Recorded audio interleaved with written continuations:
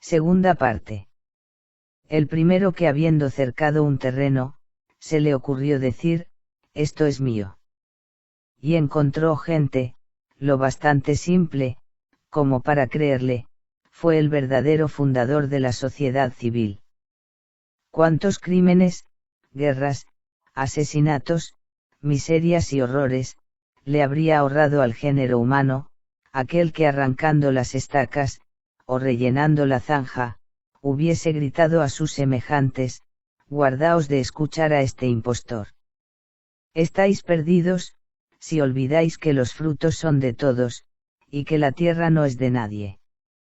Pero al parecer, las cosas habían llegado a un punto de no poder continuar, tal como estaban, pues como esa idea de propiedad depende de muchas otras ideas anteriores, que sólo han debido nacer de manera sucesiva, nunca podría haberse formado de una sola vez en el espíritu humano. Debieron ser necesarios muchos cambios, mucha industria, adquirir conocimientos, transmitirlos y aumentarlos de generación en generación, antes de llegar a este último término del estado de naturaleza. Retomemos pues, las cosas desde antes, y procuremos reunir en un solo punto de vista, la lenta sucesión de sucesos y conocimientos en su orden más natural. El primer sentimiento del hombre fue el de su existencia. Su primer cuidado, el de su conservación. Los productos de la tierra, le proveían todo lo que necesitaba, y su instinto lo llevó a hacer uso de esos bienes. El hambre y otros apetitos, le hicieron sentir cada vez, diversas maneras de existir. Y una de ellas, lo incitó a perpetuar su especie. Pero esa inclinación ciega, desprovista de todo sentimiento del corazón, no era más que un acto puramente animal. Pues una vez satisfecha la necesidad, los dos sexos ya no se reconocían, e incluso, el propio hijo dejaba de ser de la madre, ni bien podía prescindir de ella. Esa fue la condición del hombre primitivo. Esa fue la vida de un animal limitado al comienzo a las puras sensaciones, y que aprovechaba a duras penas, los dones que le ofrecía la naturaleza, sin pensar siquiera, en la posibilidad de sacarle otros. Pero pronto se presentaron dificultades que fue necesario aprender a vencer. La altura de los árboles que le impedía alcanzar sus frutos, la competencia con los animales que buscaba hacer de él, su alimento, la ferocidad de aquellos que atentaban contra su propia vida, todo ello, le obligó a entrenarse en los ejercicios del cuerpo. Y así hubo de volverse ágil, rápido al correr, vigoroso en el combate. Las armas naturales que son las ramas de los árboles y las piedras, pronto estuvieron al alcance de su mano. Aprendió a vencer los obstáculos de la naturaleza, a combatir en caso de necesidad con los demás animales, a disputar su subsistencia con otros hombres, o a resarcirse de lo que había que ceder al más fuerte. A medida que el género humano se extendió, las penurias se multiplicaron con los hombres. Los diferentes terrenos, climas y estaciones, pudieron forzarlos a diferenciarse en sus maneras de vivir. Los años estériles, los inviernos largos y rudos, los veranos abrazadores que lo consumen todo, exigieron de ellos una nueva industria. En las orillas de los mares y de los ríos, inventaron el sedal y el anzuelo, y se hicieron pescadores e ictiófagos. En las selvas, construyeron arcos y flechas, y se volvieron cazadores y guerreros. En los países fríos, se cubrieron con las pieles de los animales que habían matado. El rayo en las tormentas, un volcán o cualquier otro benéfico azar, les hizo conocer el fuego, nuevo recurso contra el rigor del invierno. Aprendieron a conservar este elemento, después a reproducirlo, y por último, a preparar con él, las carnes que antes devoraban crudas. Esta reiterada aplicación de diversos seres para sí mismo, y de unos a los otros, debió engendrar en el espíritu del hombre naturalmente, la percepción de ciertas relaciones. Aquellas relaciones que expresamos con palabras como grande, pequeño, fuerte, débil, veloz, lento, miedoso, audaz y otras ideas semejantes, comparadas en caso de necesidad y casi sin pensar, produjeron al fin en el hombre, cierta especie de reflexión, o mejor dicho, una prudencia automática que le indicaba las precauciones más necesarias que debía tomar para su seguridad. Los nuevos conocimientos que adquirió en este desarrollo, aumentaron su superioridad sobre los otros animales, y le hicieron tomar conciencia de esta diferencia. Se ejercitó en tenderles trampas a los animales, los engañó de mil maneras a pesar de que muchos de ellos, los superaban en fuerza en el combate, o en velocidad en la carrera. Con el tiempo, llegó a ser el amo de aquellos animales que podían servirle, y una calamidad para aquellos que podían dañarlo. Así fue como al contemplarse superior a los demás animales, tuvo en esta primera mirada sobre sí mismo, su primer sentimiento de orgullo. Así fue como casi sin saber distinguir los rangos, pudo contemplarse en el primero de todos por su especie, y fue preparándose de a poco, para pretender ese rango por el individuo. Aunque sus semejantes no fueran para él, lo que hoy son para nosotros, y aun cuando no tuviera mucho más trato con ellos, que con los otros animales, no los olvidó en sus observaciones. Las semejanzas que con el tiempo pudo descubrir entre ellos, y entre su hembra y él mismo, le hicieron juzgar sobre aquellas que no había percibido. Y al ver que todos se conducían tal como él habría hecho, en circunstancias análogas, concluyó que su manera de pensar, y de sentir, debía ser semejante a la suya. Y esta importante verdad bien establecida en su espíritu, le hizo seguir por un presentimiento igualmente seguro, y más inmediato que la dialéctica, las mejores reglas de conducta que para su ventaja y seguridad, era conveniente observar con ellos. La experiencia le enseñó que el amor del bienestar, es el único móvil de las acciones humanas, y así se encontró en condiciones de distinguir las raras ocasiones en que el interés común, debía hacerle contar con la asistencia de sus semejantes, y aquellas más raras todavía, en que la competencia debía hacerle desconfiar de ellos. En el primer caso, se unía con ellos formando una especie de rebaño, o a lo sumo por algún tipo de asociación libre, que no obligaba a nadie a ningún compromiso, y que apenas duraba tanto como la necesidad pasajera que la había motivado. En el segundo, cada uno buscaba sacar su ventaja, ya sea por medio de la fuerza, si se creía con poder suficiente para hacerlo, o bien con habilidad y sutileza, si se sentía más débil. De este modo, los hombres pudieron adquirir poco a poco, alguna noción aproximada de los compromisos mutuos, y de la ventaja de cumplirlos, pero solo en cuanto podía exigirlo el interés sensible, y el momento actual, pues la previsión no significaba nada para ellos. Lejos de preocuparse por un lejano futuro, no pensaban siquiera, en el día siguiente. Si se trataba de cazar un ciervo, cada cual consideraba que debía mantener fielmente su puesto.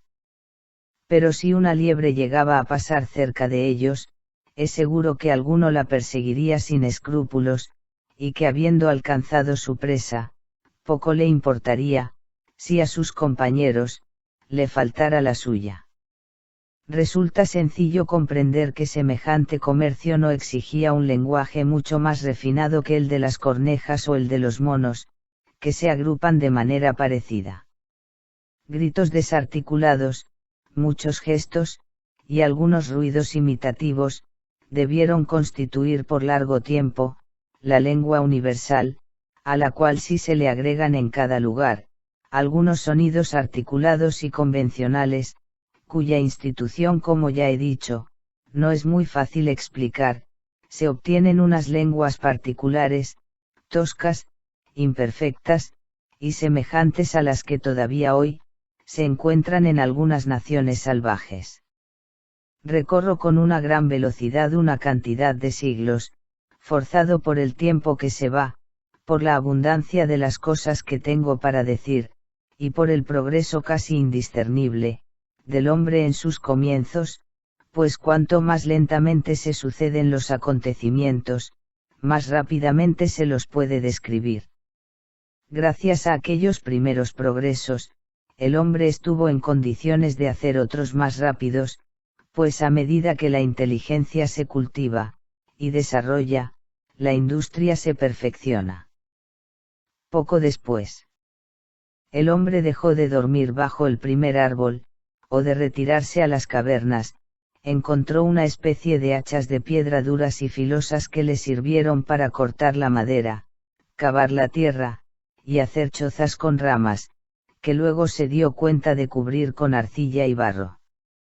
Aquella fue la época de una primera revolución, que dio origen al establecimiento, y a la distinción de las familias, e introdujo una suerte de propiedad, de la que surgieron quizás, rencillas y luchas entre ellos. Sin embargo, como los más fuertes debieron ser los primeros, en construirse viviendas que se sentían capaces de defender, podemos creer que a los más débiles debió parecerles más sencillo y seguro imitarlos, antes que intentar desalojarlos. Y en cuanto a aquellos que ya poseían cabañas, casi ninguno debió tratar de apropiarse de la de su vecino, no tanto porque no le perteneciera, sino más bien, porque le era inútil, y porque no podía apoderarse de esa cabaña, sin exponerse a un vivo combate con la familia que la ocupaba. Las primeras manifestaciones de afecto fueron la consecuencia de esta nueva situación, que reunía en una morada común, a los maridos y las mujeres, a los padres y a los hijos. La costumbre de vivir juntos, hizo nacer los más tiernos sentimientos que los hombres puedan conocer, el amor conyugal y el amor paterno. Cada familia llegó a una pequeña sociedad, tanto mejor constituida, cuanto el afecto recíproco y la libertad, eran los únicos lazos de unión entre sus miembros. Fue entonces cuando se estableció por primera vez, la diferencia en la manera de vivir de los dos sexos, que hasta aquel momento no había existido. Las mujeres se volvieron más sedentarias, y se acostumbraron a cuidar de la cabaña y de los hijos, mientras que el hombre, salía a buscar la subsistencia común. Por esta vida más apacible, los dos sexos empezaron a perder algo de su ferocidad y de su vigor. Pero si bien cada uno por separado, se volvió menos apto o más débil para combatir a las fieras salvajes, en contrapartida les resultaría más fácil llegar a unirse para resistirlas en común. En este nuevo estado, con una vida simple y solitaria, con necesidades muy limitadas, y contando con los instrumentos que habían inventado para satisfacerlas, los hombres que hasta entonces gozaban de mucho tiempo de ocio, empezaron a emplearlo en procurarse diversos tipos de comodidades, desconocidas por sus antecesores. Ese fue el primer yugo que se impusieron sin darse cuenta, y la fuente de los males que les dejaron a sus descendientes. Pues además de que de este modo, siguieron debilitando su cuerpo y su espíritu, aquellas comodidades habían perdido por efecto de la costumbre, el atractivo que tenían al comienzo. Pero al mismo tiempo, esas comodidades habían degenerado en verdaderas necesidades. Y es por eso, que para el hombre verse privado de ellas, llegó a ser más doloroso de lo placentero que había sido poseerlas primero. Por lo cual, los hombres eran mucho más desdichados al perderlas, de lo felices que habían sido al disfrutarlas. Se advierte aquí, un poco mejor, cómo el uso de la palabra, se estableció o se perfeccionó insensiblemente, en el seno de cada familia, y aún se puede conjeturar de qué modo, diversas causas particulares, pudieron ampliar el lenguaje, y acelerar su progreso, volviéndolo más necesario. Grandes inundaciones o terremotos, rodearon de aguas o de precipicios, las regiones habitadas. Otras revoluciones del globo, desprendieron y cortaron en islas distintas, porciones del continente. Se puede entender, que entre hombres así reunidos, y forzados a vivir juntos, debió formarse un idioma común, y mejor que entre aquellos que erraban libremente en los bosques de la tierra firme. Así es muy probable que después de sus primeros ensayos de navegación, los insulares hayan introducido entre nosotros, el uso de la palabra. Y resulta al menos muy verosímil pensar, que la sociedad y las lenguas, hayan nacido en las islas, y que allí, se hubieran perfeccionado, antes de ser conocidas en el continente. Todo comienza a cambiar de aspecto. Los hombres errantes hasta ese momento en los bosques, empiezan a asentarse un poco más, se acercan lentamente, se reúnen en diversos grupos, y forman finalmente en cada sitio, una nación particular, unida por costumbres y caracteres, no por reglamentos y leyes, sino por el mismo tipo de vida y de alimentación, y por la influencia del clima. Una permanente vecindad no puede dejar de generar a la larga algún tipo de vínculo, entre las diferentes familias. Jóvenes de distinto sexo viven en cabañas vecinas. El trato pasajero que exige la naturaleza, bien pronto origina otro, no menos apacible y más duradero por la mutua frecuentación. Nace así la costumbre de considerar diversos objetos, y hacer comparaciones. Casi sin darse cuenta, se adquieren ideas de mérito, y de belleza, que producen sentimientos de preferencia. A fuerza de verse, ya no es posible dejar de verse continuamente. Un sentimiento tierno y dulce se insinúa en el alma, y ante la menor oposición, se transforma en furor impetuoso. Los celos se despiertan con el amor, triunfa la discordia, y la más dulce de las pasiones recibe sacrificios de sangre humana. A medida que se suceden las ideas, y los sentimientos, y el espíritu y el corazón, se ejercitan, el género humano sigue domesticándose. Las relaciones se amplían, y los vínculos se estrechan. Surgió así entre los hombres, la costumbre de reunirse delante de las cabañas, o al pie de un gran árbol. El canto y la danza, auténticos hijos del amor y del ocio, llegaron a ser la diversión, o mejor, la ocupación de hombres y mujeres, agrupados y ociosos. Cada cual empezó a mirar a los otros, y a querer que los demás también lo miraran a él, y la estimación pública tuvo un precio. Aquel que mejor cantaba o bailaba, o era el más hermoso, el más fuerte, el más hábil o el más elocuente, llegó a ser el más considerado. Y ese fue el primer paso hacia la desigualdad, y hacia el vicio, al mismo tiempo. De estas primeras preferencias nacieron, de un lado, la vanidad y el desprecio.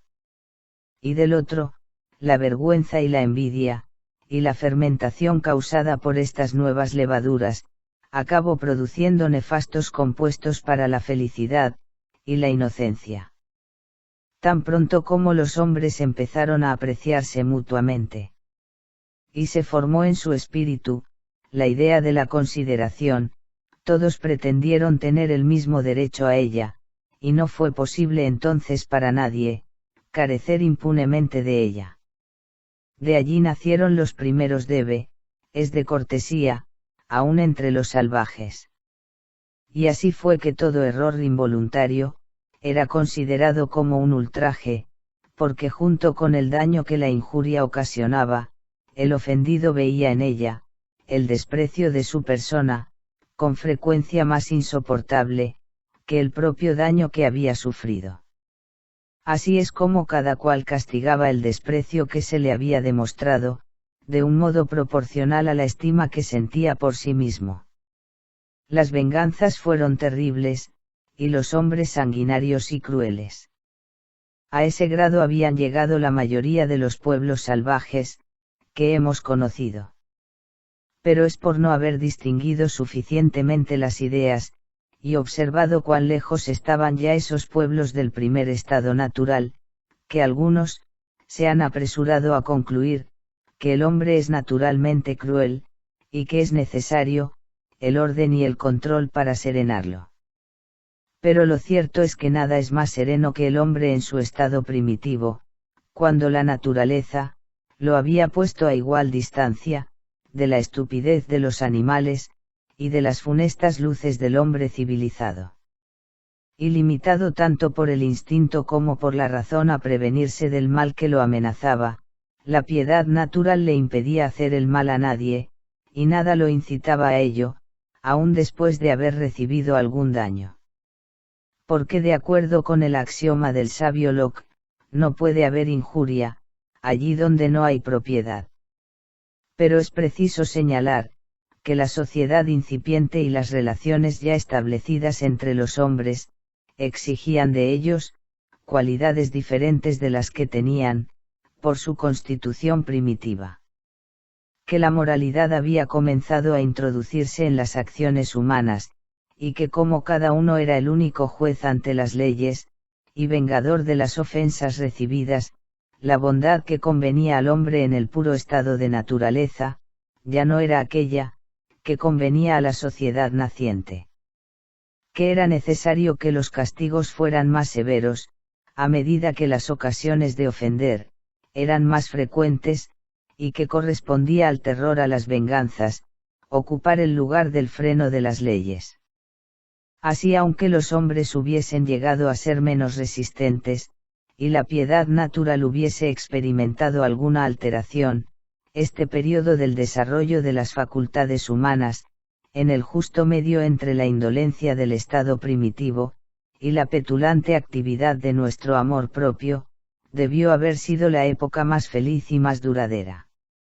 Cuanto más se piensa en ello, más claramente se ve, que este periodo, fue el menos propicio a los grandes cambios, y el mejor para el hombre, que no debería haberlo abandonado, si no hubiese sido por un funesto azar, que jamás debió haber ocurrido, por el bien común.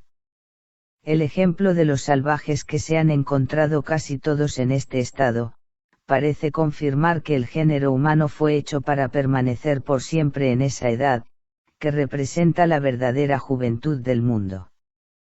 Y todos los progresos ulteriores han sido aparentemente, otros tantos pasos dados hacia la perfección del individuo y de hecho, hacia la decrepitud de la especie. Mientras los hombres se contentaron con sus cabañas rústicas, mientras se limitaron a coser sus vestidos de pieles con espinas de las plantas o de los peces, a adornarse con plumas y caracoles, a pintarse el cuerpo de diversos colores, a perfeccionar o embellecer sus arcos y flechas, a tallar con piedras afiladas algunas canoas de pescadores, o toscos instrumentos de música. En una palabra, mientras se dedicaron a tareas que uno solo podía hacer, y a las artes que no exigían el concurso de muchas manos, vivieron libres, sanos, buenos y felices, tanto como su naturaleza se los permitía, y continuaron gozando de las dulzuras de un comercio independiente.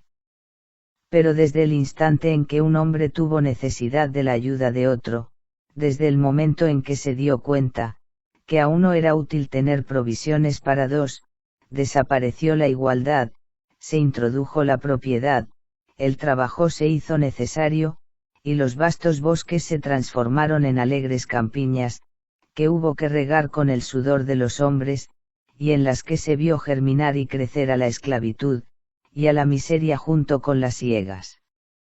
La metalurgia y la agricultura fueron las dos artes cuya invención produjo esta gran revolución.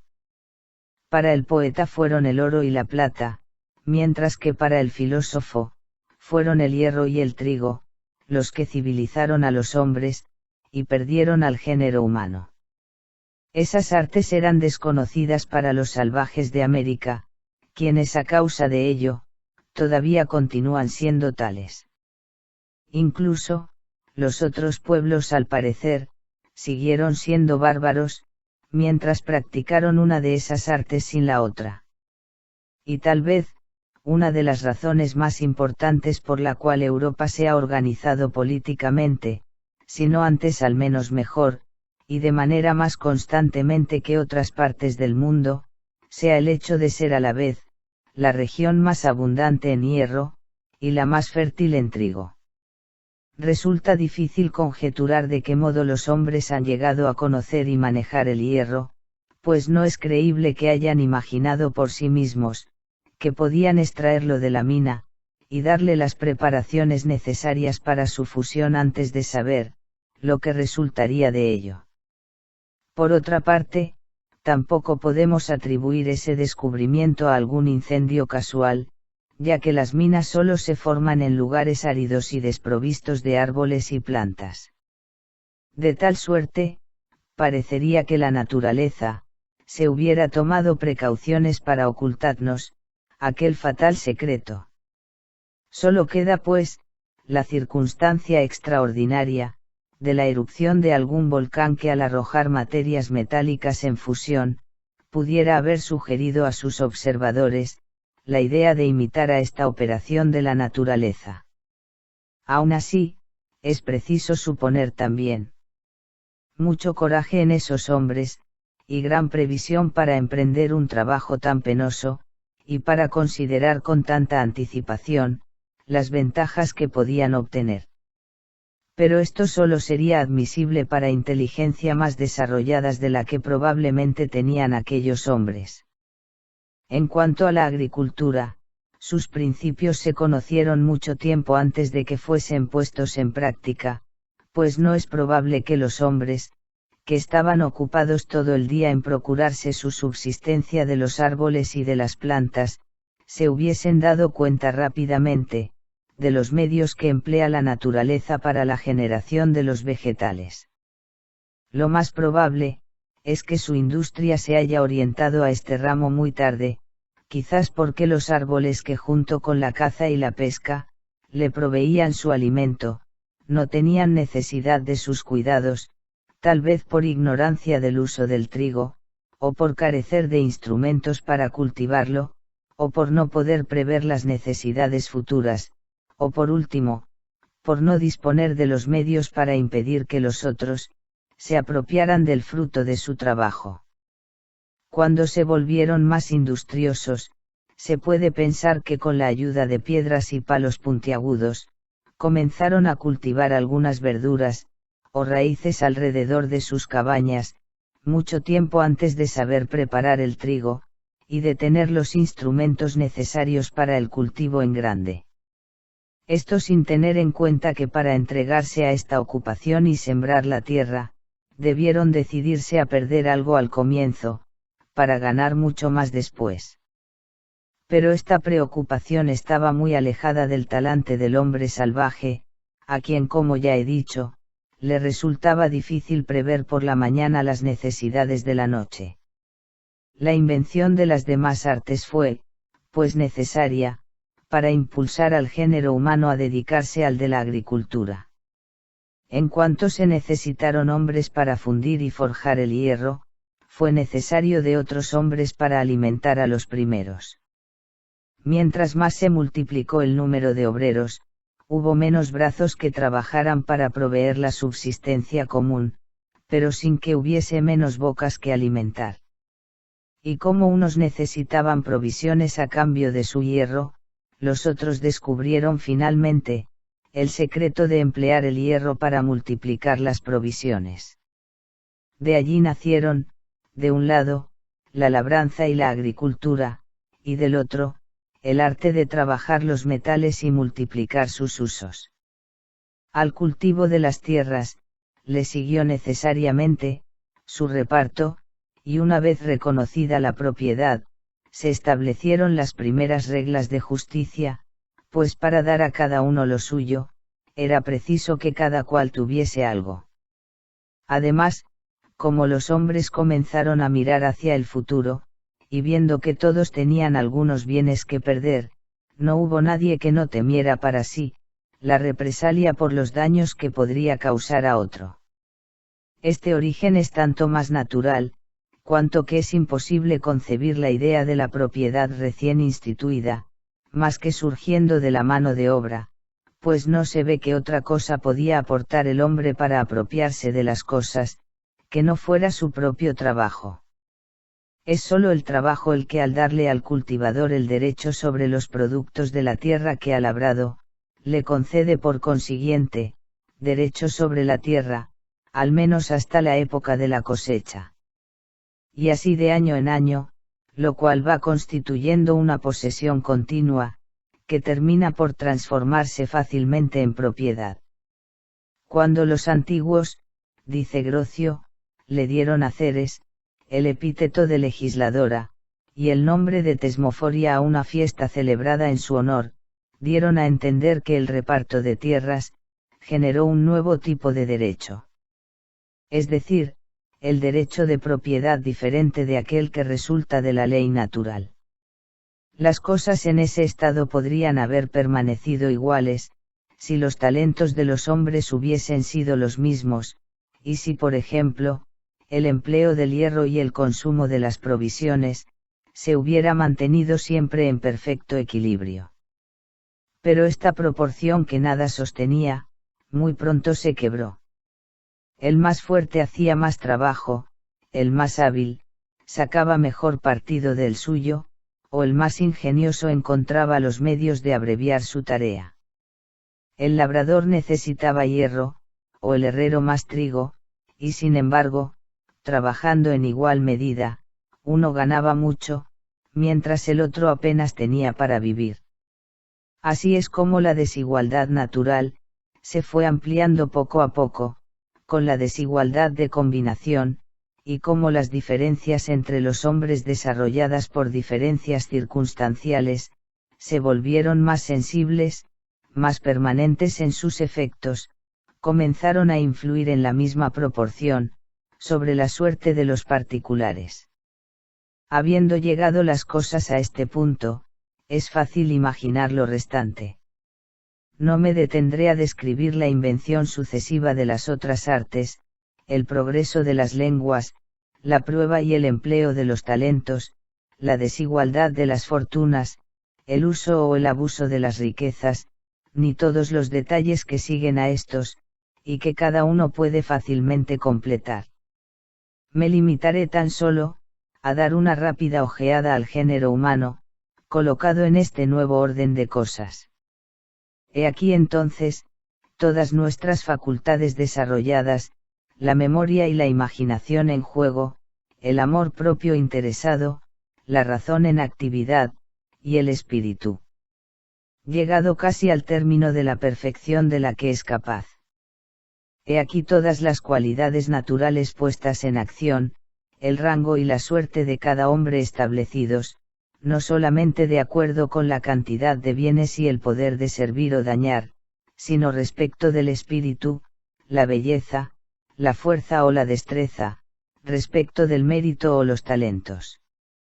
Y siendo esas cualidades, las únicas que podían atraer la consideración de los demás, pronto fue imperioso tenerlas o simularlas. Por el propio beneficio de cada cual, fue necesario mostrarse distinto, de lo que se era en realidad. Ser y parecer llegaron a ser dos cosas completamente diferentes, y surgió de esta distinción, el imponente Fausto, la engañosa astucia, y todos los vicios que constituyen su cortejo. Por otra parte, vemos que el hombre que antes era libre e independiente, ahora se encuentra atado, por decir así, a toda la naturaleza, por gran número de nuevas necesidades, y sobre todo, a sus semejantes, de quienes en cierto sentido, se hizo esclavo, aun cuando llegara a ser su amo, porque si es rico, tendrá necesidad de sus servicios, y si es pobre necesitará de su ayuda, sin que en un estado intermedio, pudiese tampoco prescindir de sus semejantes. Fue necesario entonces, que buscara sin cesar los medios de interesarlos por su propia suerte, y hacerles encontrar, ya sea como algo real o una apariencia, un beneficio en trabajar para él. Lo cual hizo que se volviera falso y artificioso con algunos, e imperioso y duro con otros, y lo pone en condiciones de abusar de todos aquellos a quienes necesita, cuando no puede lograr que le teman, y no encuentra ningún interés en servirlos inútilmente.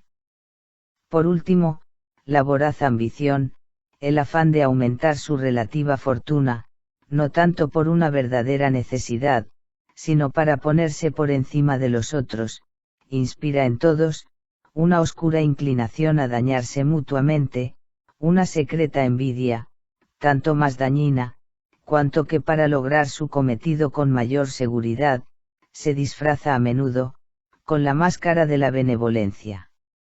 En una palabra, por una parte, competencia y rivalidad, por otra, oposición de intereses, y siempre el deseo de aprovecharse a expensas de los demás.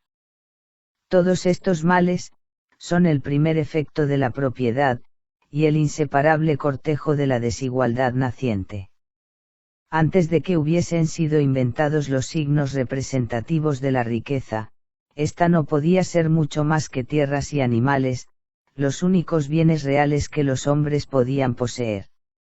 Ahora bien, cuando los patrimonios se hubieron acrecentado en número y extensión, hasta el punto de cubrir todo suelo, y los terrenos fueron todos contiguos, los unos ya no pudieron agrandarse más que expensas de los otros, y los supernumerarios, que por debilidad o indolencia, no habían podido adquirir ninguna pertenencia, se convirtieron en pobres, sin haber perdido nada, porque como todo había cambiado a su alrededor, a excepción de ellos mismos, se vieron obligados a recibir, o a robar. Su subsistencia, de la mano de los ricos, y de allí empezó a nacer, según los distintos caracteres de unos y otros, la dominación y la servidumbre, la violencia y la rapiña. Los ricos por su parte, apenas conocieron el placer de dominar, desdeñaron rápidamente todos los demás, y sirviéndose de sus antiguos esclavos para someter a otros nuevos, no pensaron más que en sojuzgar y esclavizar a sus vecinos, como esos lobos hambrientos que habiendo probado una vez carne humana, rechazan cualquier otro alimento, y solo quieren devorar hombres. Así es como cuando los más poderosos, o los más miserables, hicieron de sus fuerzas, o de sus necesidades, una suerte de derecho al bien del otro, equivalente según ellos, al derecho de propiedad. A la igualdad rota, siguió un espantoso desorden, pues las usurpaciones de los ricos, las rapiñas de los pobres, y las pasiones desenfrenadas de todos, ahogando el sentimiento de piedad natural, y la voz aún más débil de la justicia, convirtieron a los hombres en avaros, ambiciosos y malvados. Entre el derecho del más fuerte, y el del primer ocupante, se suscitaba un conflicto perpetuo, que solo terminaba con combates y matanzas. Véase la nota número 17. La sociedad naciente dio lugar al más hostil estado de guerra. Y el género humano envilecido, y desolado, no pudiendo retornar sobre sus pasos, ni renunciar a las desdichadas adquisiciones que había hecho, y trabajando solamente para su vergüenza, a causa del abuso de las facultades que lo honran, se puso al borde de su propia ruina. Espantado por la novedad de ese mal, y rico y mísero al mismo tiempo. Escapar de esas riquezas, y lo que antes había anhelado, odió. Ovidio, Metamorfosis, libro 11, 127. No es posible que los hombres no hayan reflexionado acerca de una situación tan miserable, y sobre las calamidades que los abrumaban. Los ricos principalmente, pronto debieron darse cuenta de cuán desventajosa, les resultaba una guerra perpetua, en la que solo ellos, debían correr con todos los gastos, en la cual el riesgo de la vida era común, y el peligro de los bienes, particular. Además, aunque pudieran pintar sus usurpaciones de distintos colores, bien sabían que no estaban establecidas, más que sobre la base de un derecho precario y abusivo, y que como las habían adquirido por la fuerza misma, se las podía arrebatar, sin que tuvieran razón para quejarse. Incluso aquellos que solo se habían enriquecido por medio de la industria, no podían fundar su derecho de propiedad en mejores títulos. Por más que dijeran en todos los tonos, yo he levantado este muro, he ganado este terreno con mi trabajo. Se les podría responder, ¿quién les ha dado las lindes, y en virtud de qué derecho pretendéis ser pagados a nuestras expensas, por un trabajo que no nos hemos impuesto? ¿Ignoráis acaso que una multitud de vuestros hermanos muere, o padece la necesidad de lo que a vosotros les sobra en demasía, y que precisabais un consentimiento expreso y unánime del género humano, para que pudieseis apropiaros, a costa de la subsistencia común, de todo aquello que iba más allá de la vuestra? Careciendo de razones válidas para justificarse, y de fuerzas suficientes para defenderse, pudiendo fácilmente aplastar a un particular, pero también pudiendo ser el mismo, aplastado por grupos de bandidos. Solo contra todos, y no pudiendo a causa de las envidias mutuas, unirse con sus iguales contra sus enemigos asociados por la esperanza común del saqueo, el rico por fin, concibió presionado por la necesidad, el proyecto mejor pensado que jamás haya ideado el espíritu humano. Emplear en su favor, las mismas fuerzas de aquellos que lo atacaban, hacer de sus adversarios, sus defensores, proponerles otras máximas, y darles otras instituciones que le fuesen tan favorables a él, como contrario le era el derecho natural. Con estos propósitos, luego de haber expuesto a sus vecinos, el horror de una situación que les obligaba a armarse, y a luchar los unos contra los otros, que volvía sus posesiones tan onerosas como sus necesidades, y en la cual nadie se encontraba seguro, ya sea que estuviese en la pobreza, o disfrutase de riquezas, inventó razones especiosas para llevarlos a aceptar el fin que se proponía. Unámonos, les dijo, para defender a los débiles de la opresión, contener a los ambiciosos, y asegurar a cada uno, la posesión de lo que le pertenece. Instituyamos reglamentos de justicia y de paz, que todos estemos obligados a respetar, sin excepciones, y que reparen de alguna manera, los caprichos de la fortuna, sometiendo del mismo modo al poderoso, y al débil a deberes mutuos. En una palabra, en lugar de emplear nuestras fuerzas contra nosotros mismos, unámoslas en un poder supremo que nos gobierne, de acuerdo con sabias leyes, que proteja y defienda a todos los miembros de la asociación, rechace los enemigos comunes, y nos mantenga en una eterna concordia. Se necesitó mucho menos que un discurso como este, para convencer y arrastrar a hombres rústicos, fáciles de seducir, y que además, tenían demasiados asuntos que resolver entre ellos, como para poder prescindir de árbitros, y demasiada avaricia y ambición como para poder liberarse de amos, durante mucho tiempo.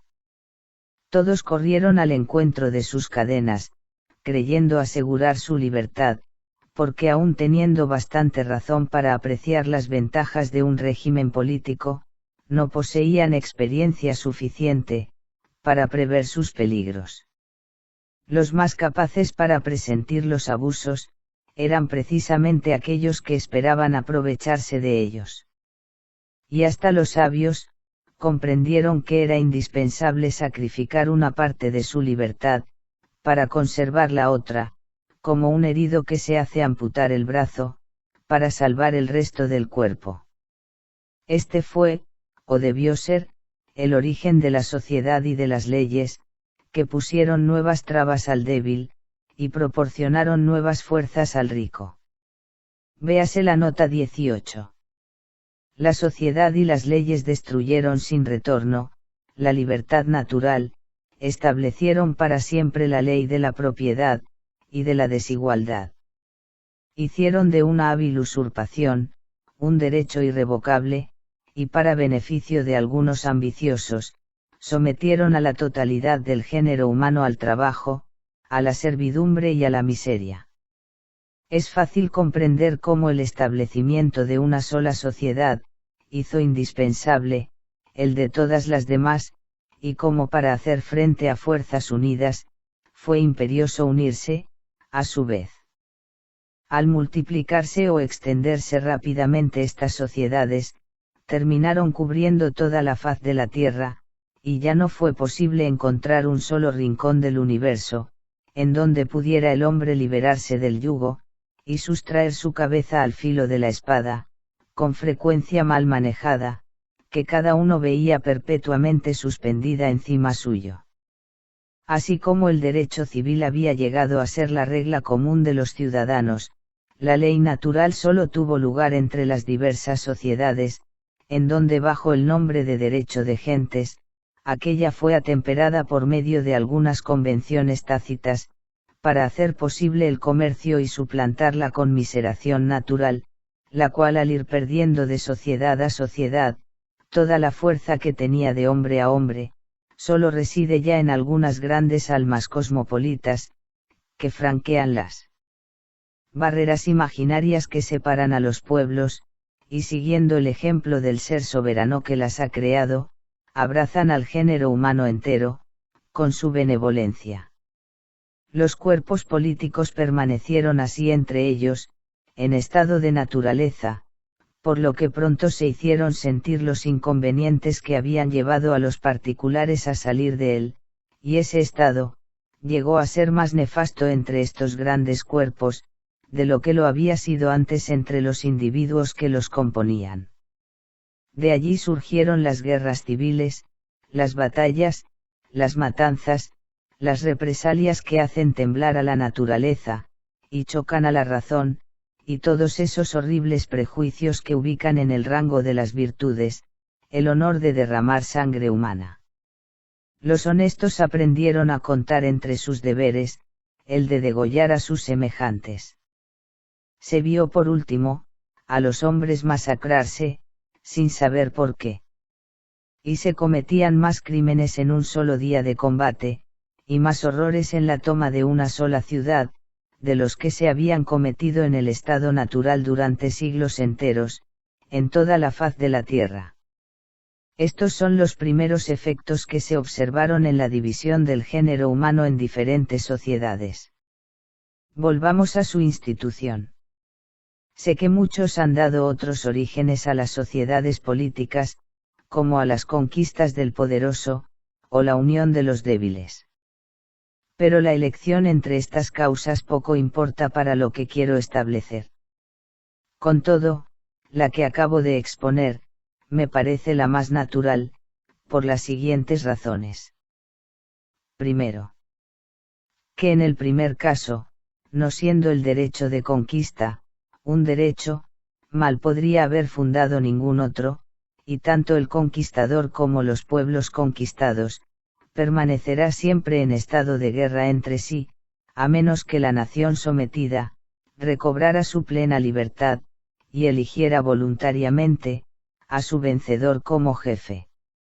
Hasta ese momento, y a pesar de las capitulaciones que se hubieran hecho, como las mismas, solo han sido fundadas en la violencia, y por consiguiente, son por eso mismo nulas, no puede existir en esta hipótesis, ni verdadera sociedad, ni cuerpo político, ni otra ley que la del más fuerte. Segundo, que en el segundo caso, las palabras fuerte y débil son equívocas, pues en el intervalo que media entre el establecimiento del derecho de propiedad, o del primer ocupante, y el de los gobiernos políticos, el sentido de estos términos queda mejor expresado por las palabras pobre y rico, ya que efectivamente, antes de que las leyes se establecieran, un hombre no tenía otro medio de someter a sus iguales, más que atacando sus bienes, o dándoles una parte de los suyos.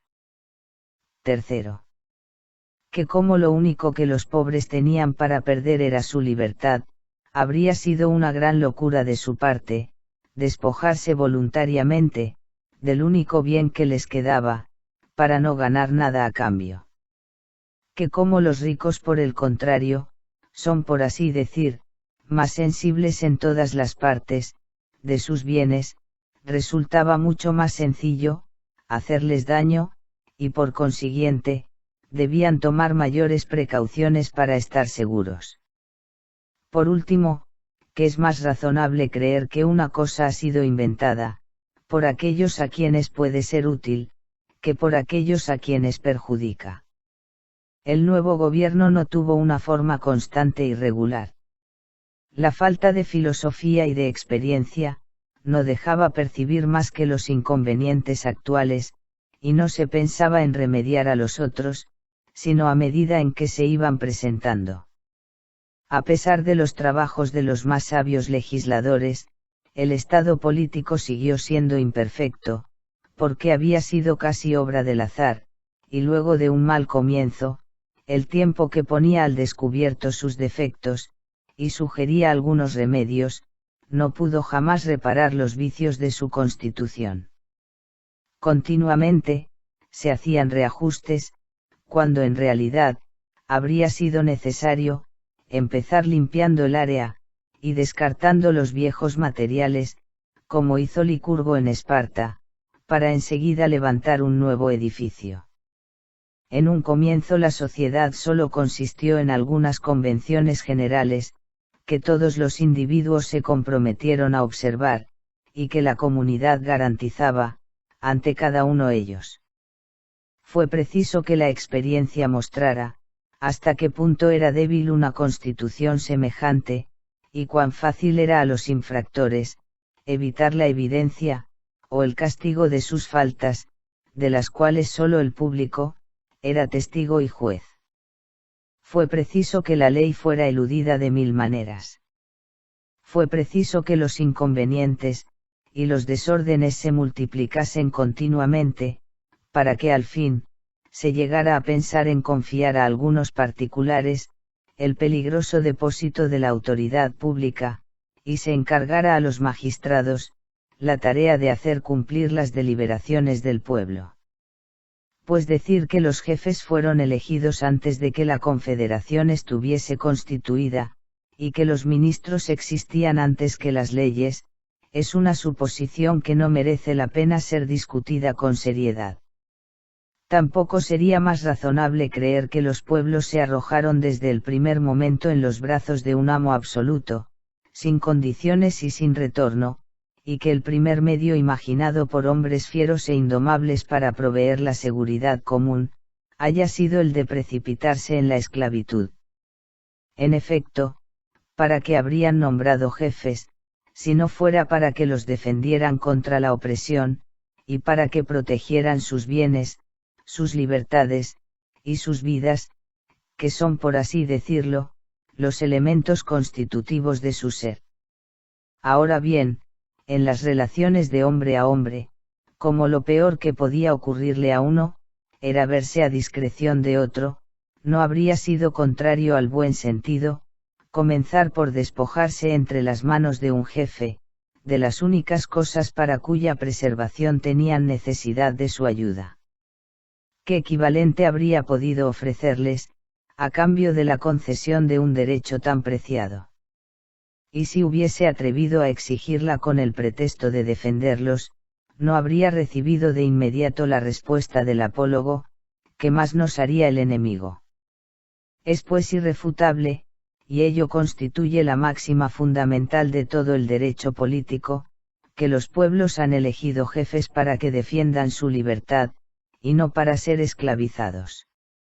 Si tenemos un príncipe, decía Plinio a Trajano, es para que nos preserve de tener un amo. Sobre el amor a la libertad, los políticos crean los mismos sofismas, que los filósofos sobre el estado natural. Sobre las cosas que se ven, juzgan cosas muy diferentes que no han visto, y atribuyen a los hombres, una inclinación natural a la esclavitud, inspirados por la paciencia con que la soportan, aquellos que tienen ante sus ojos, sin percatarse de que con la libertad, ocurre lo mismo que con la inocencia y la virtud, cuyo valor no se aprecia, mientras se goza de ellas, y cuyo gusto se deja de sentir, tan pronto como se las ha perdido. Yo conozco las delicias de tu país, decía Brasidas a un sátrapa que comparaba la vida de Esparta con la de Persépolis. Pero tú no puedes conocer los placeres del mío. Así como un corcel indomable eriza sus crines, remueve la tierra con sus patas, y forcejea con solo ver el freno, mientras que un caballo domado, soporta pacientemente el látigo, y la espuela, así también, el hombre bárbaro, no baja su cabeza ante el yugo, que el hombre civilizado carga sin murmurar, y prefiere la más tormentosa libertad, a una apacible sujeción. No es entonces, por el envilecimiento de los hombres esclavizados, como debemos juzgar las disposiciones naturales del hombre a favor, o en contra de la esclavitud, sino por los prodigios que han realizado todos los pueblos libres para defenderse de la opresión. Sé que los primeros no hacen más que alabar sin cesar, la paz y la tranquilidad de la que disfrutan con sus cadenas, y que llaman paz a la más mísera servidumbre como sostenía Tácito.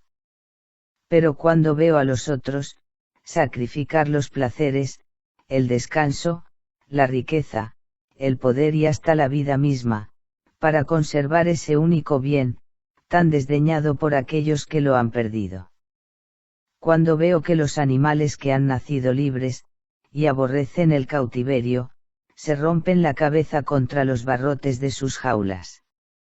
Cuando veo las multitudes de salvajes, completamente desnudos, despreciar las voluptuosidades europeas, y enfrentar el hambre, el fuego, el hierro y la muerte, para no conservar más su independencia, me doy cuenta que no es a esclavos a quienes les corresponde razonar sobre la libertad.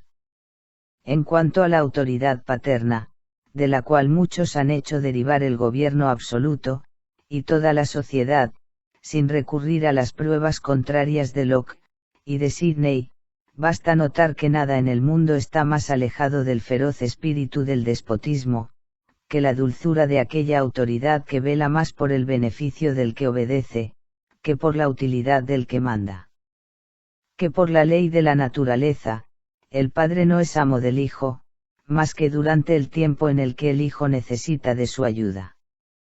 Y pasado ese tiempo, todos se vuelven iguales, y entonces el hijo, perfectamente independizado del padre, solo le debe respeto, y no obediencia, pues el reconocimiento y la gratitud, es un deber que se debe cumplir, pero no un derecho que se pueda exigir. En lugar de decir que la sociedad civil deriva del poder paternal, habría que decir, por el contrario, que ese poder, toma de ella, su principal fuerza. Un individuo solo fue reconocido como padre de otros, cuando éstos, permanecieron reunidos a su alrededor. Los bienes del padre, de los que es verdaderamente dueño, son los lazos que retienen a los hijos bajo su dependencia, y no puede participarlos de su sucesión, más que en la medida en que se hayan hecho merecedores de ella, por una sostenida diferencia con el padre. Ahora bien, lejos de poder esperar de parte del déspota algún favor semejante, quienes se encuentran bajo el dominio despótico, le pertenece a aquel que los domina, como una cosa de su propiedad, tanto ellos, como todo lo que esos individuos poseen, o al menos así lo pretende el déspota. Y por tanto, se ven obligados a recibir, como si fuera un favor, las cosas que el déspota les deja de sus propios bienes. El déspota hace justicia cuando los despoja, y les concede una gracia, cuando les permite vivir. Si siguiéramos examinando de este modo los hechos de acuerdo con el derecho, no encontraríamos, ni más solidez ni más verdad, en el establecimiento voluntario de la tiranía, y sería difícil demostrar la validez de un contrato que solo obligaría a una de las partes, y que redundaría únicamente en perjuicio del que se compromete a ello. Este sistema odioso está muy lejos de ser, aun en nuestros días, el de los sabios y buenos monarcas, y sobre todo, el adoptado por los reyes de Francia, como puede verse por diversos pasajes de sus edictos, y en particular, en el siguiente pasaje de un célebre escrito, publicado en 1667, en nombre y por orden de Luis XIV. Que no se diga pues, que el soberano no está sujeto a las leyes de su estado, puesto que lo contrario, es una verdad del derecho de gentes, atacada en ocasiones por la adulación, pero que los buenos príncipes, han defendido siempre como si fuera una divinidad tutelar de sus estados. Cuanto más legítimo es decir con el sabio Platón, que la perfecta felicidad de un reino, consiste en que el príncipe sea obedecido por sus súbditos, que el príncipe se someta a la ley, y que la ley sea recta y que la ley esté siempre encaminada a hacer el bien público. No me detendré a averiguar, suponiendo que la libertad sea la más noble de las facultades del hombre, si no sería degradar la naturaleza de éste, ponerse al nivel de los animales esclavos del instinto, y si no es incluso, ofender al autor de su propio ser, renunciar sin reserva, al más preciado de todos sus dones, someterse a cometer todos los crímenes que él prohíbe, para complacer a un amo feroz e insensato, y si aquel sublime hacedor, no estaría más irritado al ver destruida y deshonrada su obra más bella.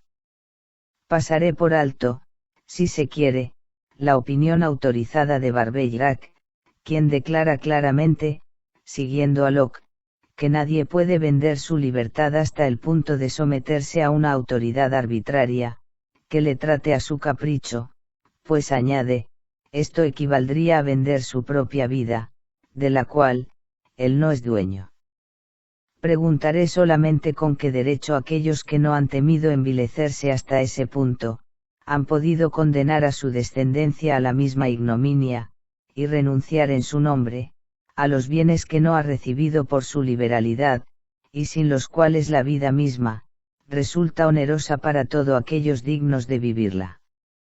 Pufendorf dice que, de la misma manera que una persona transfiere algunos de sus bienes a otra por medio de convenciones y contratos, así también, uno puede despojarse de su libertad en favor de alguien.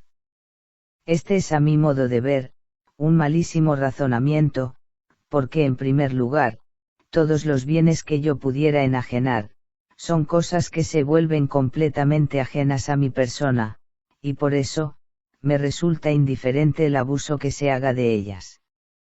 Pero en cambio, en el caso de la libertad, que es consustancial a mi ser, me importa que no se abuse de ella, y yo no puedo exponerme a convertirme en instrumento del crimen, sin ser el culpable del mal que se me forzará a cometer.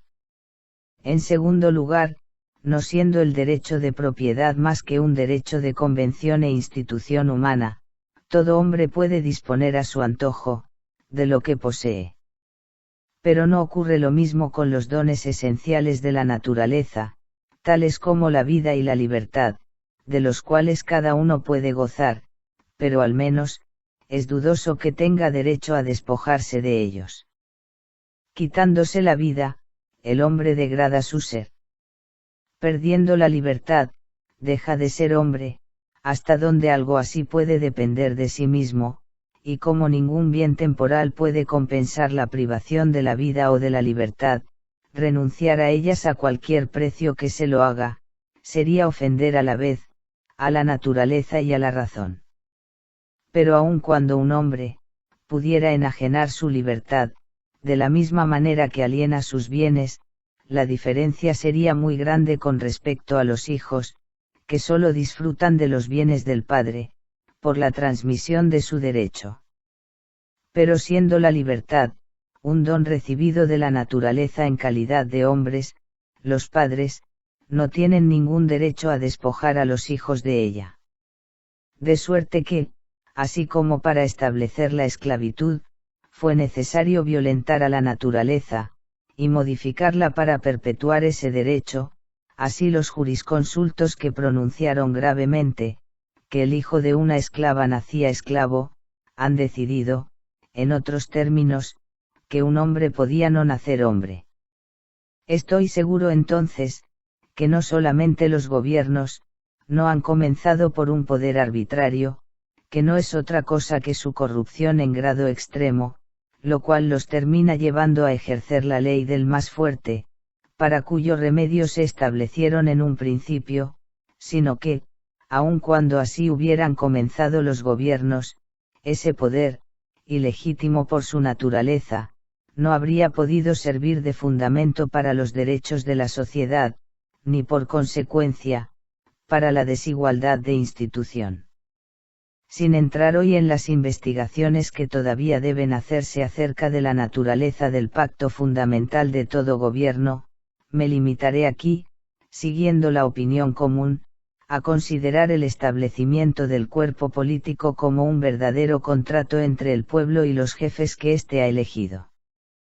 Contrato por el cual, ambas partes se obligan al cumplimiento de las leyes estipuladas en el pacto, y que forman los lazos de su unión.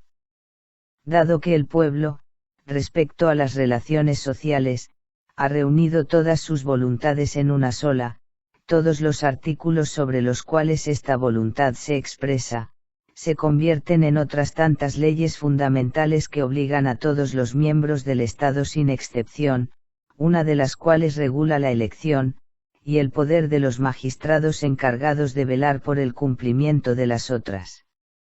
Este poder se extiende a todo aquello que pueda mantener a la Constitución, pero sin llegar a cambiarla. A ello se añaden los honores que hacen respetables tanto las leyes como sus ministros, y para estos personalmente, se les otorgan prerrogativas que los compensen de los penosos trabajos que les demanda una buena administración. El magistrado por su parte, se compromete a usar solo el poder que le ha sido confiado, y hacerlo conforme a la intención de los comitentes, a mantener a cada uno en el apacible goce de lo que le pertenece, y a preferir en toda circunstancia, la utilidad pública a su interés particular. Antes de que la experiencia hubiese demostrado, o que el conocimiento del corazón humano, hubiese hecho prever los abusos inevitables de semejante constitución, ésta debió parecer tanto mejor, en la medida en que los que estaban encargados de velar por su conservación, eran los más interesados en que se mantuviera, pues dado que la magistratura y sus derechos, no se asentaban más que sobre las leyes fundamentales, tan pronto como éstas hubieran sido destruidas, los magistrados dejarían de ser legítimos, y el pueblo ya no estaría obligado a obedecerles, y como no había sido el magistrado sino la ley, la que había constituido la esencia del Estado, cada uno de sus miembros recobraría su libertad natural con pleno derecho. Por poco que se reflexionara atentamente, esto se confirmaría con nuevas razones. Y por la naturaleza del contrato, se vería que el mismo, no podía ser irrevocable, pues al no haber un poder superior capaz de garantizar la fidelidad de los contratantes, ni de obligarlos a cumplir con sus compromisos recíprocos, las partes permanecerían como los únicos jueces de su propia causa, y cada una de ellas, tendría siempre el derecho de renunciar al contrato, apenas considerara que la otra podía infringir las condiciones estipuladas, o bien que las mismas, había dejado de convenirle. El derecho de abdicación parece que podía fundarse sobre este principio. Ahora bien, no teniendo en consideración, tal como lo hacemos, más que la institución humana, si el magistrado, que tiene todo el poder en sus manos, y que se apropia de todas las ventajas del contrato, tuviese sin embargo, el derecho de renunciar a la autoridad, con más razón el pueblo, que paga todas las faltas de sus jefes, debería tener el derecho de renunciar a la dependencia. Pero las espantosas discordias, y los infinitos desórdenes que forzosamente acarrearía este peligroso poder, muestran más que ninguna otra cosa, hasta qué punto los gobiernos humanos tenían necesidad de una base más sólida que la sola razón, y cuán necesario era para la tranquilidad pública que la voluntad divina interviniese para dar a la autoridad soberana un carácter sagrado e inviolable, que privara a los individuos del funesto derecho de disponer de ella. Aun cuando la religión no hubiese hecho más que este bien a los hombres, bastaría para que todos debieran quererla y adoptarla aun con sus abusos, puesto que con todo, ella ahorra más sangre de la que el fanatismo suele derramar. Pero sigamos el hilo de nuestra hipótesis. Las diversas formas de gobierno tienen su origen en las diferencias más o menos grandes que existían entre los individuos en el momento de su institución. Si un hombre era eminente en poder, virtud, riqueza o crédito, era elegido como único magistrado, y el Estado se volvió así, una monarquía. Si algunos más o menos iguales entre sí, superaban en cualidades a los demás, se los elegía conjuntamente, y se consiguió entonces, una aristocracia. Aquellos cuyas fortuna o talentos eran menos desproporcionados, y menos se habían alejado del estado natural, conservaron la administración suprema en común, y formaron una democracia. El tiempo se encargó de demostrar cuál de estas formas era la más conveniente para los hombres. Unos permanecieron sometidos únicamente a las leyes, otros pronto obedecieron a sus amos. Los ciudadanos quisieron conservar su libertad, y los súbditos, solo querían quitársela a sus vecinos, por no poder soportar que otros, gozaran de un bien que ellos ya no podían disfrutar. En una palabra, de un lado estuvieron las riquezas y las conquistas, del otro, la felicidad y la virtud. En estos diversos gobiernos, todas las magistraturas fueron, al principio electivas, y cuando la riqueza no las condicionaba, se concedía preferencia al mérito, que da un ascendiente natural, y también a la edad, que da la experiencia en los negocios y sangre fría, en las deliberaciones. Los ancianos de los hebreos, los gerontes de Esparta, el Senado de Roma y la propia etimología de nuestra palabra Señor, indica cuán respetada era la vejez en otros tiempos. Cuanto más se elegían a hombres de avanzada edad, más frecuentes se volvían las elecciones, y más se hacían sentir los inconvenientes propios de las mismas.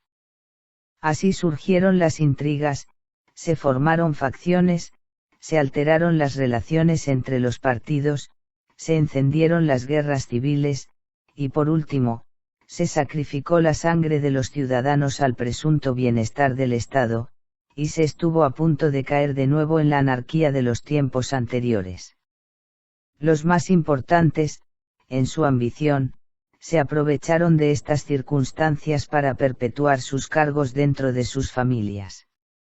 El pueblo ya acostumbrado a la dependencia, al descanso y a las comodidades de la vida, e incapaz de romper sus cadenas, consintió en dejarse aumentar su servidumbre para fortalecer su tranquilidad, y así fue como los jefes, se volvieron hereditarios, y acostumbraron a considerar su magistratura como un bien de familia, a mirarse a sí mismos como propietarios del Estado, del cual, en un comienzo, no habían sido más que sus servidores, a llamar esclavos a sus conciudadanos, a contarlos como ganado entre las cosas que les pertenecían, y a considerarse a sí mismos iguales a los dioses y reyes de los reyes. Si seguimos el progreso de la desigualdad en estas diferentes revoluciones, notaremos que el establecimiento de la ley y el derecho de propiedad, fue su primer hito. La institución de la magistratura, el segundo. Y el tercero y último, fue el cambio del poder legítimo en poder arbitrario. De suerte que la condición de rico y de pobre fue autorizada por la primera época. La de poderoso y débil por la segunda, y por la tercera, la de amo y esclavo, último grado de la desigualdad, y fin hacia el cual, tienden todas las demás, hasta que nuevas revoluciones disuelvan completamente al gobierno, o lo acerquen a su legítima institución. Para comprender la necesidad de este progreso, no se debe considerar tanto las causas que dieron por resultado el establecimiento del cuerpo político, cuanto la forma que tomó en su ejecución, y los inconvenientes que con él surgieron, pues los vicios que hacen necesarias las instituciones sociales, son los mismos que hacen inevitable el abuso de las mismas. Y como a excepción de Esparta, en donde la ley velaba principalmente por la educación de los niños, y en donde Licurgo estableció costumbres que hacían casi superfluas las leyes, y como las leyes generalmente menos fuertes que las pasiones, solo contienen a los hombres sin cambiarlos, sería sencillo probar, que todo gobierno que sin corromperse ni alterarse, marchara siempre estrictamente de acuerdo con el fin para que fue instituido, habría sido fundado sin necesidad, y que un país en donde nadie eludiera el cumplimiento de las leyes, ni abusara de la magistratura, no habría necesidad ni de magistrados, ni de leyes. Las distinciones políticas acarrean forzosamente consigo, las distinciones civiles. La desigualdad que crece entre el pueblo y sus jefes, pronto se hace sentir entre los particulares, y se modifica de mil maneras, según las pasiones, los talentos y las circunstancias. El magistrado no podría usurpar un poder ilegítimo sin hacerse antes de cómplices, a los cuales luego estará obligado a cederles una parte. Por otra parte, los ciudadanos solo se dejan oprimir cuando, movidos por una ciega ambición, y con intenciones más bajas que elevadas, llegan a preferir la dominación a la independencia, y consienten en llevar cadenas a fin de poder imponer otras a su vez. Es sumamente difícil reducir a la obediencia a quien no aspira a mandar, y ni el político más hábil lograría someter, a hombres que solo quisieran ser libres. Pero la desigualdad se extiende sin pena entre las almas ambiciosas y cobardes, que están siempre dispuestas a correr los riesgos de la fortuna, y a dominar o a servir casi indistintamente, según aquella, les resulte favorable o adversa. Así debió llegar un tiempo en que los ojos del pueblo, estuvieron a tal punto fascinados, que bastaba con que sus conductores dijeran al más pequeños de los hombres, sé grande, tú y toda tu descendencia, e inmediatamente se aparecía como grande ante todo el mundo, así como ante sus propios ojos, y sus descendientes se elevaban aún más, a medida que se alejaban de él, pues cuanto más remota e incierta era la causa, tanto mayor era el efecto, mientras más grande era el número de holgazanesen. Una familia, más ilustre se hacía. Si este fuera el lugar para entrar en detalles, explicaría fácilmente, cómo la desigualdad de crédito y de autoridad, llega a ser inevitable entre los particulares, tan pronto como reunidos en una misma sociedad, se ven forzados a compararse entre sí, y a tener en cuenta las diferencias que observan en el continuo uso que deben hacer unos de otros. Véase la nota número 20. Estas diferencias son de diversos tipos, pero como en general la riqueza, la nobleza o el rango, el poder y el mérito personal, son las distinciones principales por las cuales, se mide a los individuos en la sociedad, yo probaría que el acuerdo o el conflicto de estas diversas fuerzas, es indicación más segura de si un Estado, está bien o mal constituido. Haría ver que entre estas cuatro clases de desigualdad, si las cualidades personales son el origen de todas las otras, la riqueza es la última a la que todas terminan reduciéndose, porque siendo la más inmediatamente útil al bienestar, y la más fácil de transmitir, es sencillo servirse de ella para comprar todo lo demás. Observación que puede permitir juzgar con bastante exactitud, cuánto se ha alejado cada pueblo de su institución primitiva, y el camino que ha recorrido hacia el término extremo de la corrupción.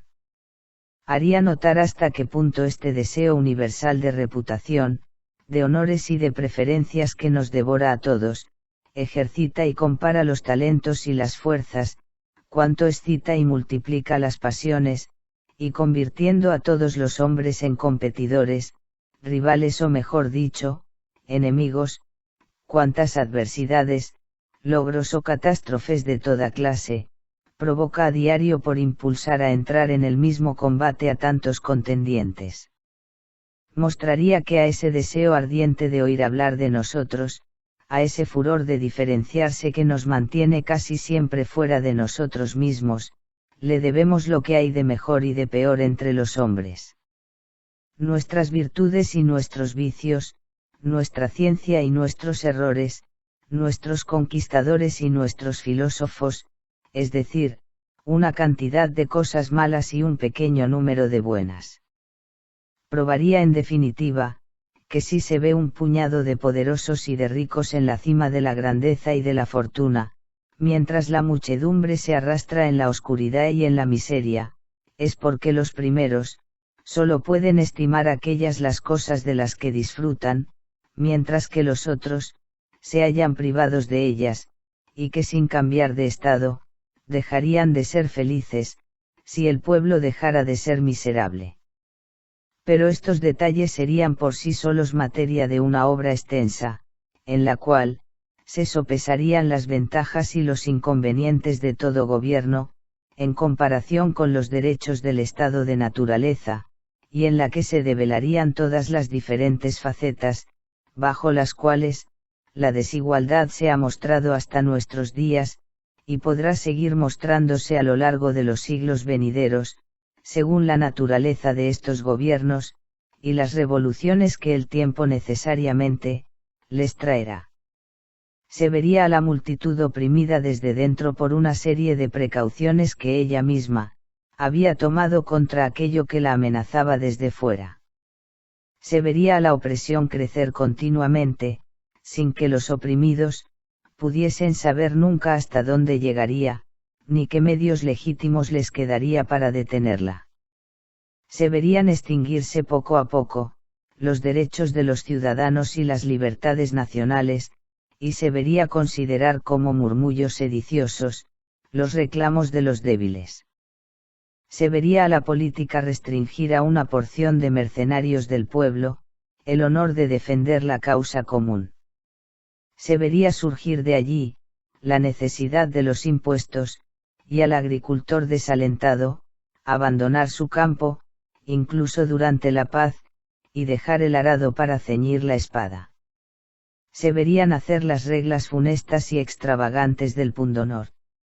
Se vería a los defensores de la patria, convertirse tarde o temprano, en sus enemigos, alzar continuamente el puñal contra sus conciudadanos, y llegaría un momento en el que se escucharía al opresor de su mismo país, decir: si me ordenas clavar el puñal en el pecho de mi hermano, o en la garganta de mi padre o incluso, en las entrañas de mi esposa grávida, lo haré aún en contra de mi voluntad. Lucano, Farsalia, libro primero. 376. De la extrema desigualdad de las condiciones y fortunas, de la diversidad de las pasiones y los talentos, de las artes inútiles, de las artes perniciosas, de las ciencias frívolas, saldrían una cantidad de prejuicios, igualmente contrarios a la razón, a la felicidad y a la virtud. Se vería a los jefes fomentar todo lo que puede debilitar a los hombres reunidos, para desunirlos, sembrando un germen de división real. Todo lo que puede dar a la sociedad un aspecto de concordia aparente e inspirar en las diferentes órdenes, una desconfianza y un odio mutuos, por medio de la oposición de sus derechos y de sus intereses, y fortalecer por consiguiente, el poder que los contiene a todos. Del seno de este desorden y de estas revoluciones, el despotismo, elevando gradualmente su abominable cabeza, y devorando todo cuanto habría percibido como bueno y de sano en todas las partes del Estado, llegaría finalmente a pisotear las leyes y al pueblo, y establecerse sobre las ruinas de la República. Los tiempos previos a este último cambio, serían tiempos de perturbación y de calamidades, pero al final, todo sería devorado por el monstruo, y los pueblos ya no tendrían más jefes ni leyes, sino solamente, tiranos. A partir de ese instante cesarían también, las costumbres y la virtud, pues allí donde reina el despotismo, no hay ninguna esperanza de honradez, y no se soporta ningún otro amo. En cuanto habla ya no hay ni probidad, ni deber que consultar, y la más ciega obediencia es la única virtud que les queda a los esclavos. Este es el último término de la desigualdad, y el punto máximo que cierra el círculo, y toca el punto del cual partimos. Aquí es donde todos los particulares vuelven a ser iguales, porque no son nada, y allí donde los súbditos no tienen más ley que la voluntad del amo, y ni el amo más reglas que sus pasiones, las nociones del bien y los principios de justicia, desaparecen inmediatamente. Aquí es donde todo vuelve a la única ley del más fuerte y por consiguiente, a un nuevo estado de naturaleza diferente de aquel por el que comenzamos, pues uno era el puro estado de naturaleza, y este otro, es el fruto de un exceso de corrupción. Existe por otra parte, tan poca diferencia entre estos dos estados, y el contrato de gobierno está tan disuelto por el despotismo, que el déspota no es el amo sino mientras es el más fuerte, y en cuanto se lo puede expulsar, nada puede reclamar contra la violencia. El motín que acaba por estrangular o destronar al sultán, es un acto tan jurídico como aquellos por los cuales en la víspera aquel disponía de sus vidas, y los bienes de sus súbditos. Solo la fuerza lo mantenía, solo la fuerza lo derroca, todo ocurre así según el orden natural, y cualquiera que sea el resultado de esas cortas y frecuentes revoluciones, nadie puede quejarse de la injusticia del otro, sino solamente de su propia imprudencia o desgracia. Descubriendo y siguiendo de este modo, las rutas olvidadas y perdidas, que desde el estado de naturaleza, han debido llevar al hombre al estado civil, restableciendo con las posiciones intermedias que acabo de señalar, aquellas que la urgencia del tiempo me ha hecho suprimir, o que la imaginación no me ha sugerido, todo lector atento, no podrá menos que sorprenderse al considerar, el espacio inmenso que separa a estos dos estados. En esta lenta sucesión de cosas, verá la solución de una infinidad de problemas de moral y de política que los filósofos no pueden resolver. Viendo que el género humano de una época, no era el género humano de otra, comprenderá la razón por la cual, Diógenes no encontraba ningún hombre, pues buscaba entre sus contemporáneos, al hombre de un tiempo que ya no existía. Catón se dirá, pereció con Roma y la libertad, porque vivió en un siglo que no era el suyo, y el más grande de los hombres, no hizo más que asombrar al mundo que hubiera podido gobernar 500 años antes. En una palabra, explicará cómo el alma y las pasiones humanas, modificándose insensiblemente, cambian por así decir, de naturaleza. Porque nuestras necesidades y nuestros placeres a la larga, cambian de objetivo. Porque, al desvanecerse poco a poco el hombre original, la sociedad ya no ofrece a los ojos del sabio, más que un conjunto de hombres artificiales, y de pasiones ficticias, que son la obra de todas estas nuevas relaciones, y que no tienen ningún verdadero fundamento en la naturaleza. Lo que la reflexión nos enseña, la observación lo confirma perfectamente. El hombre salvaje y el hombre gobernado, difieren tanto en sus sentimientos y en sus inclinaciones, que aquello que constituye la suprema felicidad de uno, reduciría al otro a la desesperación. El primero solo respira quietud y la libertad. Solo desea vivir y permanecer ocioso, y ni siquiera la ataraxia del estoico, puede igualarse a su profunda indiferencia por todo. Por el contrario, el ciudadano, siempre activo, suda, se agita, se atormenta innecesariamente en busca de ocupaciones cada vez más laboriosas, trabaja hasta la muerte, e incluso corre hacia ella, para ponerse en condiciones de vivir, o renuncia a la vida para alcanzar la inmortalidad. Hace la corte a los grandes que odia, y a los ricos que desprecia. No escatima nada para conseguir el honor de servirlos. Se vanagloria orgullosamente, de su bajeza y de la protección que le dan, y ufanándose de su esclavitud, habla con desdén de aquellos que no tienen el honor de compartirla. ¡Qué espectáculo para un indio caribe, los penosos y envidiados trabajos de un ministro europeo! ¿Cuántas muertes crueles no preferiría este indolente salvaje, antes del horror de una vida semejante, que a menudo, no es siquiera suavizada por el placer de hacer el bien? Pero para poder comprender el objetivo de tantos cuidados e inquietudes, sería preciso que estas palabras, poder y reputación, tuviesen algún sentido en su espíritu. Que supiera que hay un tipo de hombres para quienes, las miradas del resto del universo les resultan importantes. Que se consideran más felices y satisfechos de sí mismos, con la aprobación de los demás, que con la suya propia. Tal es en efecto, la verdadera causa de todas estas diferencias: el salvaje vive en sí mismo.